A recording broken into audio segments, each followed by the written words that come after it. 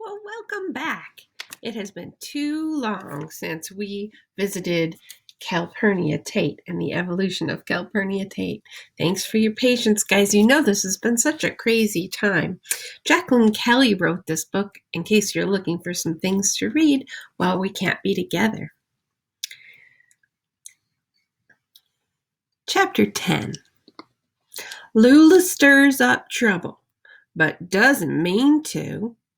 The rock thrush of Guyana, birds of paradise, and some others congregate, and successive males display their gorgeous plumage and perform antics before the females, which stand by as spectators.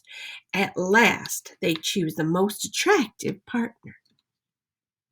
It took my friend Lula Gates a long time to live down the ignominy of getting sick in public at that piano recital. For weeks she talked of nothing else. I grew tired of it, and I told her it could have been worse, that Maestro Frederick Chopin had once done the same thing at a command performance for the King and Queen of Prussia. Really? Said Lula, brightening at once. No, I made that up, but it didn't make her feel better. And as a consequence, she shut up about it. I guess Lula was beautiful, although I wasn't aware of it at the time. She had a long blonde braid of honey and silver threaded together that hung all the way down her back and swayed with a life of its own when she played a vigorous piano piece on the piano. Her eyes were odd, pale color, somewhere between blue and green, their hue depending on the color of her hair ribbon. There was one strange thing about her that I found fascinating. She always had a delicate mist of perspiration across the bridge of her nose, winter or summer. It was barely enough to moisten a fingertip, but when you wiped it away, it immediately reappeared. This sounds unattractive, but it was entertaining rather than off-putting. As a small child, I would stand there and dab it away and watch it return for as long as she would let me. There seemed to be no explanation for it. You would think that having Lula as a friend would be a great relief to me after all my brothers, and generally this was so, but sometimes she could be a bit sappy. She wouldn't collect specimens with me at the dam, snakes. She wouldn't walk with me to the old Confederate training ground, blisters and snakes. She wouldn't go swimming in the river, undressing and snakes. But we shared a desk at school, and we always had. This is how our friendship had started, and I guess it persevered because of it. Plus, I believe that her mother might have promoted our friendship. She might have thought it a social plum for Lulu to have a friend in the Tate family. And did her mother also harbor hopes that Lulu might one day snag one of the Tate boys as a husband? It is possible. I'm guessing we had more money than other families in the country. Lulu's own family seemed comfortable enough. Her father owned the stables, and they could afford piano lessons, and they had a maid, but no cook. She had only one brother, feeble-minded Toddy. Toddy didn't go to school, but instead he spent his days in the corner of his room, clutching a ragged remnant of an old quilt and rocking himself without ceasing.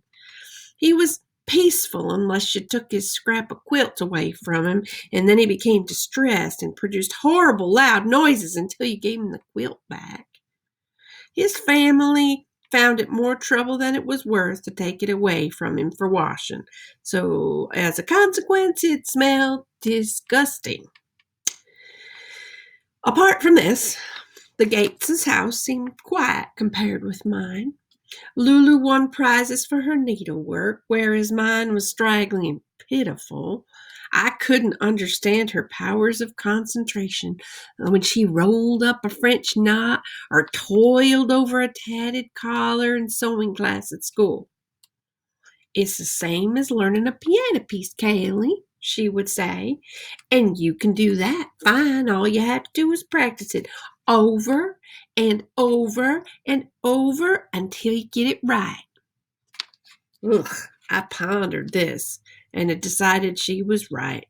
So why did I find the music so different from the needlework? When you play the piano, the notes vanished a second later in the air, and you were left with nothing. Still, the music brought joy, and even as the notes evaporated and playing a rag exhilarated everyone to the point of jumping around the parlor, what did the embroidery bring? Something decorative and permanent and occasionally useful, yes, but I found it dull, quiet work, suitable for a rainy day, with only the monotonous ticking of the parlor clock for company. Mouse work. I did convince Lulu to play some Sousa arrangements for four hands with me, and we made a good go of it, pounding out twice as much music in a veritable torrent of strict tempo chords, which was slightly gratifying. One afternoon, my 13-year-old brother Lamar sidled up to me on the porch as I was tailing Lepidoptera. Kaylee, what? Do you think Lulu likes me? Sure, Lamar. No, what I mean is, do you think she likes me? This was a surprise. Lamar had never shown any interest in girls before. Why are you asking me? I said. Why don't you go ask her? He looked aghast. Why, I couldn't do that. Why not? Well, I don't know, he said lamely. Then I know what to tell you. I had a flash of inspiration. Why don't you go talk to Harry about it? He looked relieved. Yes, he said, that's a good idea. But you won't go telling Lulu, will you? No. And you won't tell any of the others, will you? No. Okay, thanks, Kaylee. I don't think too much about the conversation till a few days later, when Sam Houston, the 14-year-old, crept up to me in the hallway and spoke out of the corner of his mouth. Kaylee, say, I need to talk to you. Do you think Lula Gates likes me? What? I said. He flinched. Don't joke like that. Only wondered if maybe she likes me. That's all. Golly, Sam. What? He said. I was in a minor panic. I think maybe you should ask her yourself. He looked appalled. I can't do that.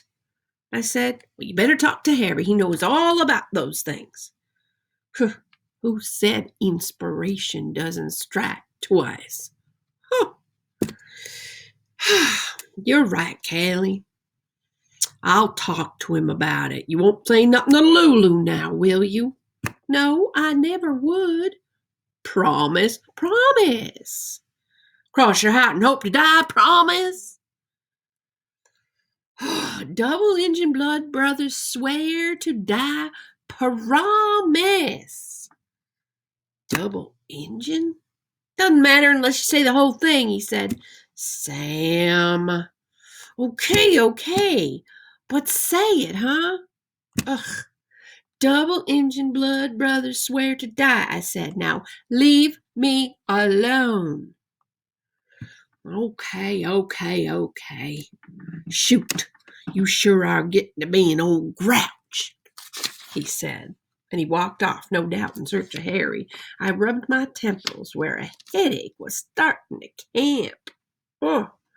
A couple of days later, I was reading by myself in a quiet corner when my 10-year-old brother, Travis, wandered up with an odd expression on his face. I eyed him and snapped, What you want? He looked hurt. "Want to ask you something." "You aren't going to ask me if Lulu Gates likes you, are you, Travis?" He gasped and his face crumbled into a panic. "What? No, I was only going to ask you if she likes cats, that's all." "I have no idea if she likes cats, or you, or anybody else. I'm sick of this. Go and get advice from Harry." I collected my books and stumped off, muttering, "There's an awful lot of this going around." "Sick of what? What are you talking about? What's going around?" he called after me. I ignored him, barely certain that there were no hordes of boys across town pestering their sister about whether Kaylee V liked them or not. Whew. And what did it matter anyway? Did I care? I did not. Nope, didn't not. Harry came to my room an hour later, laughing. "You have got to stop sending those boys to me. I can't get a moment's peace. Give them the benefit of your own wise counsel." "I don't know what to tell them. It's only old Lulu. Oh, what's come over them?" "It's an epidemic of crushes on girls. They're getting to that age," Henry said. "Well, they can just quit it." "There's no quitting at this point," he said. "It's going to get worse. Out of curiosity, does she like any of them?"